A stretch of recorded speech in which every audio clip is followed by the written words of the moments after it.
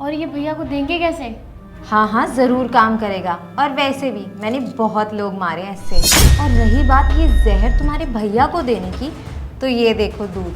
तुम्हारे भैया को ना आदत है रोज़ रात को दूध पीने की, तो मैं क्या करूँगी, इस जहर को दूध में मिला के तुम्हारे भैया को पिला दूँगी। हाँ भाभी, जैसी आपकी प्लानिंग है, अगर वो काम कर गई ना तो मज़ा ही आ जाएगा।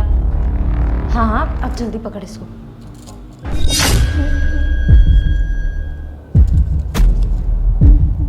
अब ये दूध पी के वो मर ही जाएगा।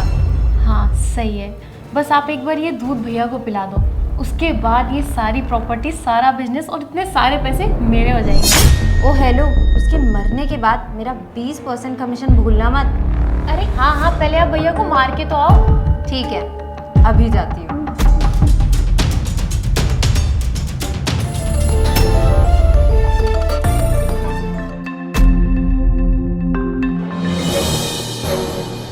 ये लीजिए, दूध पी लीजिए।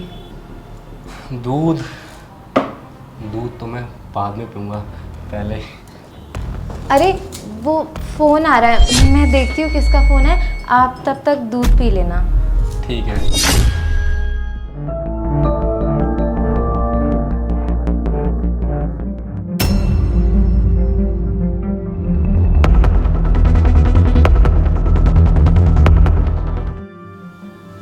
अरे दूध पी लिया आपने?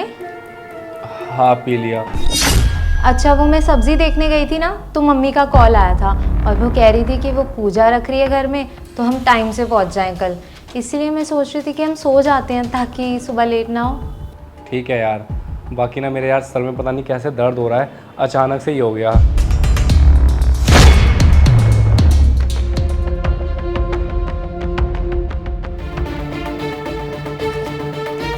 हेलो, तुम्हारे भाई को मैंने मार दिया, तुम जल्दी से आ जाओ।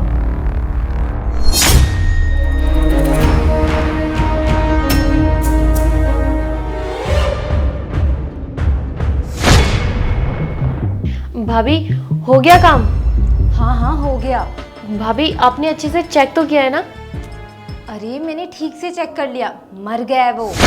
फाइनली अब ये मर ही गया। ये तो बहुत अच्छा हुआ, इतने सालों से इसी दिन का इंतजार कर रही थी मैं। अब ये सारी प्रॉपर्टी और सारे पैसे मेरे हो जाएंगे।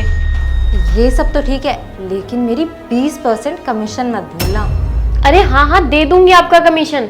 पर एक बात बताओ कि इसकी बॉडी का हम क्या करें? एक काम करते हैं, इसकी बॉडी को ना वॉशरूम में लेके चलते हैं और फिर इसकी बॉडी के टुकड़े टुकड़े करके कहीं फेंक देंगे।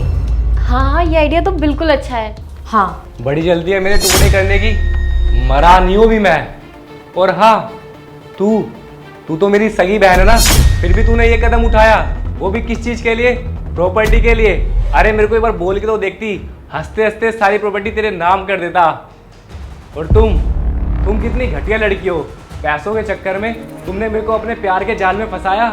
अरे मैंने कभी सोचा नहीं था कि तुम ऐसा कर सकती हो। मुझे तो शर्म आ रही तुम्हें अपनी बीवी बोलते हुए भी। अरे मैंने किस चीज़ की कमी छोड़ी थी? तुमने जो चीज़ बोली मैंने वो ला कर दी। बेशक मेरी औकात भी नहीं थी, उसके बावजूद भी तुम्हारी सारी ख्वाहिशें पूरी करी। और इन सब के बदले में तुमने मुझे क्या दिया? धोखा, वो भी पैसों के लिए। छी। और छोटी, तुझे पता है माँ बाप के जाने के बाद में सिर्फ तू है मेरी अकेली, जिसके लिए मैं सारी चीज़ें कर रहा हूँ। तूने जो चीज़ मांगी तेरे को भी वो सारी चीज़ ला के दी इसकी तरह। पर तूने क्या करा? तूने मेरे को प्रॉपर्टी के लिए, पैसों के लिए मारना चाहा। अरे ये तो बाहर की थी, तू तो मेरी अपनी सगी थी, पर तुझसे उम्मीद नहीं थी कि तू भी ऐसी निकलेगी। अरे मुझे तो शर्म आ रही है तेरे को अपनी बहन कहते हुए भी। सुनो, इन सब में ना मेरी कोई गलती नहीं थी। तुम्हारी बहन ने मुझे लालच दिया था और उसने मुझे धमकी दी थी और ये कहा था कि मैं तुम्हें मार दूँ। लेकिन मुझे एक चीज़ समझ नहीं आ रही, अगर तुमने दूध पिया था तो जहर का असर कैसे नहीं हुआ?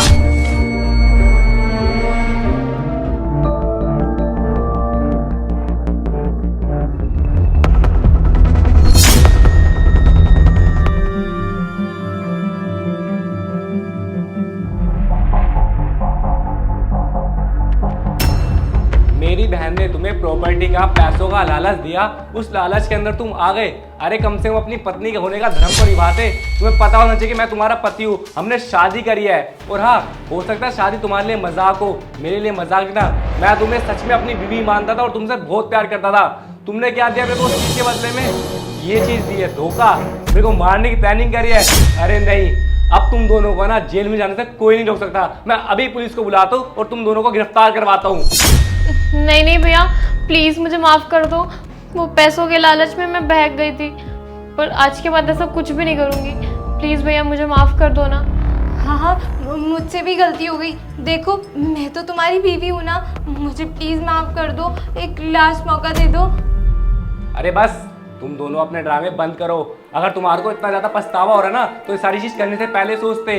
तुम दोनों ने जो किया है ना, उसको क्राइम कहते हैं और क्राइम की सजा मिलती है। तुम दोनों को ना जेल जाने से कोई नहीं रोक सकता। रुको, अभी मैं पुलिस को बुलाता हूँ।